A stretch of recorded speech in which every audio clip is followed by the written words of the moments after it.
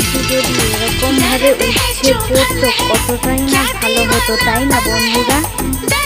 একদম। তো এটা ভাবা আমাদের ভুল, কেন বলো তো? তো আমাদের ভাগ্যে যতটুকুনি দিয়ে আমাদেরকে পাঠিয়েছে ততটুকুনি আমরা পাবো। এরকম উচ্ছে পড়া দেখে আফসোস করে কিন্তু কোনো লাভ নেই।